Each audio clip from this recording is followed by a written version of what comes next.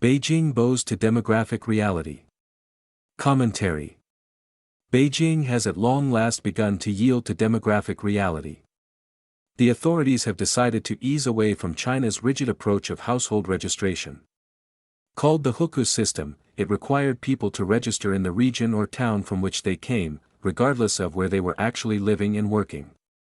Because these registrations determined the social services to which a person was entitled as well as local obligations, the system created a kind of underclass of Chinese workers and warped incentives for households across the country.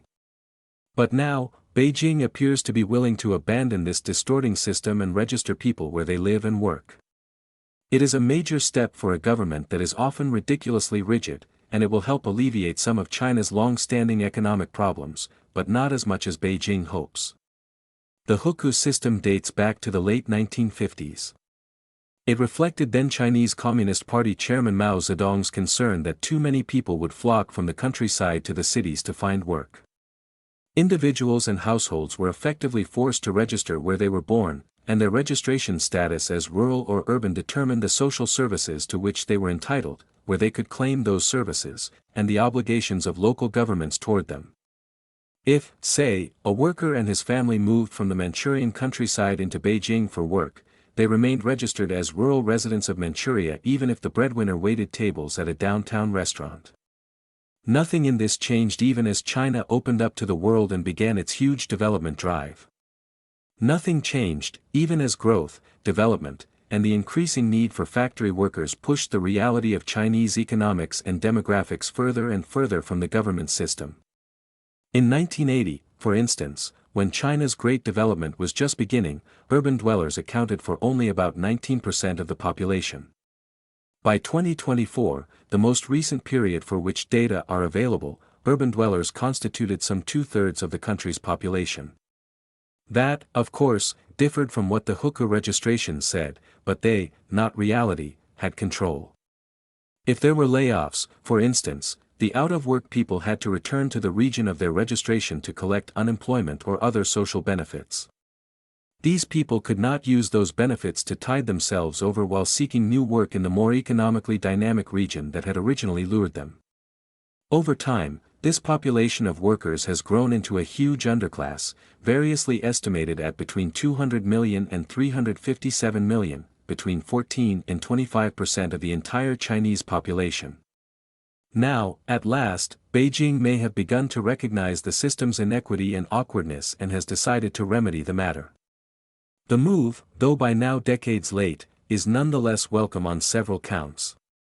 It will ease social tensions by finally giving this huge underclass the same rights and privileges as the rest of the population. The change also promises to introduce efficiencies into China's economy. Workers will no longer have to return to their home region each time the economy makes an adjustment. This additional efficiency will help especially because the one-child policy Beijing enforced for decades has left China's economy starved for young workers to replace the large generation now retiring. Indeed, the needs created by this demographic problem may be the reason Beijing has at last abandoned the hukou system. Some in China speculate that these reforms will at last induce desperately needed growth in the economy's consumer sector. They argue that the improved availability of social services, especially unemployment insurance and access to pensions, will induce Chinese to save less and spend more. Research by the International Monetary Fund suggests that the change will, over the course of 5 years, raise consumer spending as a part of the Chinese economy by some 0.6 percentage points. There is reason to believe that this figure is on the optimistic side, since the penchant for saving among Chinese households is as much cultural as cautionary. But even if the IMF estimate is accurate, that kind of growth would fail to relieve the Chinese economy of its extreme export dependence. Other Chinese optimists have expressed hope that the abandonment of the hukou system will relieve the effects of China's long-standing property crisis. This hope is still more far-fetched than the expectation of a consumer spending boom. What the property crisis needs is a reduction in the inventory overhang of unoccupied apartments. An increase in household spending, even if it occurred, would take a long time to achieve. While Beijing's decision to jettison its antiquated worker registration system is far from the panacea some optimists would like to believe it is, the move nonetheless is welcome. It could improve the lot of a large part of the population and ease social tensions. To the extent that it makes labor markets more efficient, it will lessen, though not erase, the demographic squeeze in which China finds itself. But it may not answer all of China's needs.